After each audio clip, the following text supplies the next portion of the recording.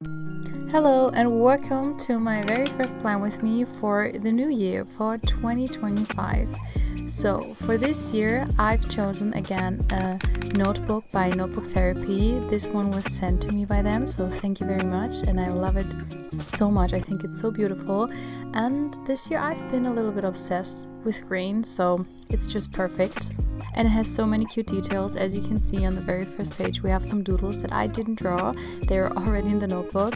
So I just started with lettering my name, and now we're getting into the cover page for 2025. I was actually thinking about what I wanted to do with this page for a long time, because in the past I have done some things and I didn't want to repeat it, and I wanted to do something new, but something that I liked, and I couldn't really find anything. But then I saw a doodle of these balloons on Pinterest and I loved it.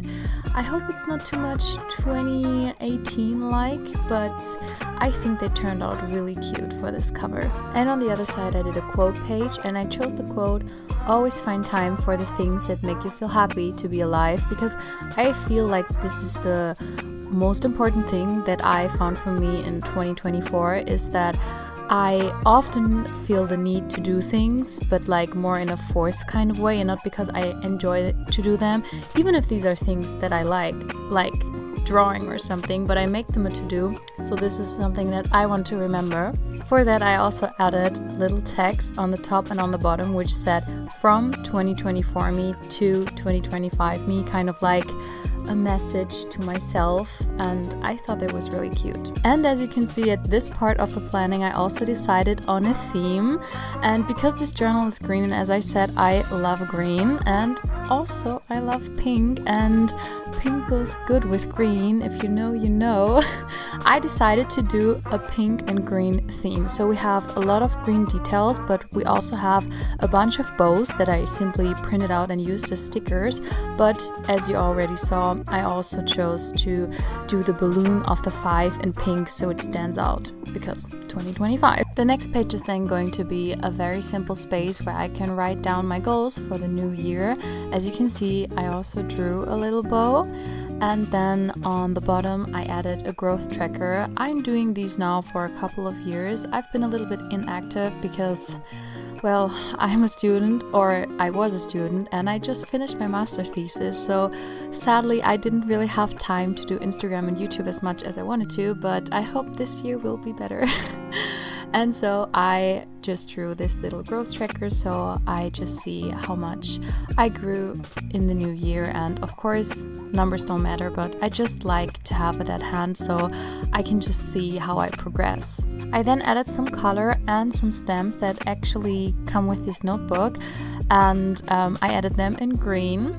And for the other page, I decided to do something that I have never done before, and I actually have rarely seen yet. I really love to track my memories in my journal, and in the past I have done it like with little boxes for each month where I can write down what happened in that month, have some memories. But the thing is that I noticed that I sometimes start off strong in January, but then I don't use it in April, and then I tend to not use it at all anymore. And for this I did this timeline, and I hope that this will solve my issue, because here I can just make little notes what happened, like a timeline. At the end of the year I hope like there's here and there some things that happened, like, oh, here was something that I liked, and it's not specific to a day, but it is just something that happened in the beginning, the middle, or the end of the month. Because let's be real, when we look at memories, the real date doesn't even matter. Now, the next 2 pages are for my vision board. I'm a very big fan of vision boards, and this year I wanted to do one that has 2 pages because I want to be able to carry it around with me and just open my notebook anywhere and have my vision board that I can fully focus on. And I just love them so much. It's such a great thing, and I think I have learned to master them, if you so will. So every single photo that you see has a meaning to me. It's not just random photos of Pinterest, because that won't work. I always start with planning out my goals, and then I'm searching for the matching pictures. I will print them out. I will plan how I want them to be. Like, you don't see it, but for me, I see categories on this page, like on the left, on the right, on the bottom, on the top. There's specific categories, and I love to really like plan my vision board. And yeah, I hope you like it. The next pages are then dedicated to my future log. I don't really like to call it that anymore. I called it 2025 ahead because I think it sounds a little bit more optimistic, but I guess that's up to you. But yeah, I wanted to have a little flipping page for it, so it's like a little booklet and I can just switch between the month. And for that I chose a specific lettering style that I kept cohesive for every single month. And then I have written down every single date for the different months. It takes some time, but you can just watch your favorite show and it will fly by. For the decoration of this page, I added again some pink bows, but I also wanted to implement the pink and blue more. So that's why I chose for the headers of the different months. I did it on one side of the pages, I did it in pink, and on the other side I did it in green. And then I also added this metallic border to the pages, and these are vice versa. So we have pink headers with a green outline, and then we have green headers with the pink one.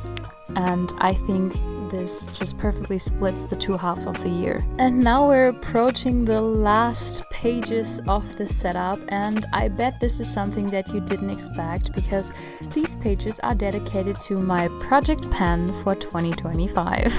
If you're unfamiliar with what a project pen is, I've started mine a few months ago on TikTok, and it's basically a challenge that has gone viral where you try to use your products. So it's against buying new things and really using your makeup, your skincare products. And I bet you also have some things that are just lying around that you don't really use. And I noticed this year that I have so many things that I have like backup that are unopened, and I want to use all these things. So I'm also trying a no-buy challenge for this year, but these pages are very much dedicated to this project pen.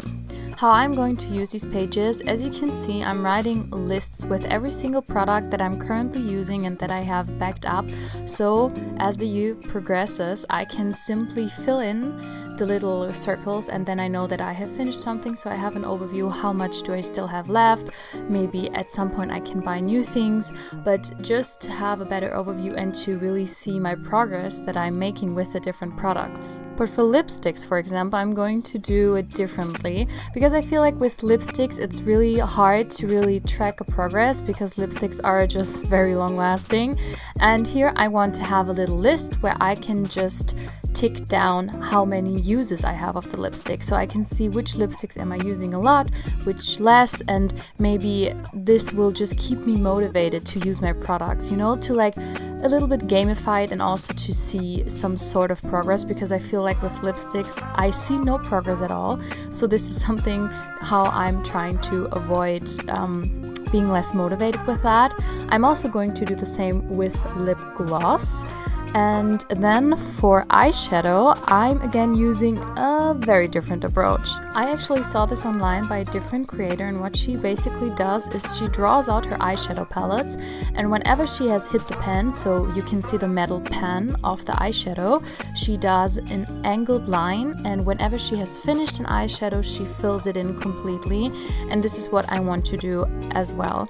I will try it. I have not hit pen on any of my eyeshadows, but maybe this will motivate me more. I also wrote down, as you can see, the specifics of the palette, because this is something I thought about, because I want to start with the palettes that have the least product in them, because you have to look at your palettes. Some palettes have like 3 grams of one eyeshadow, or some have 0.5, so it makes sense to maybe start with the ones with 0.5.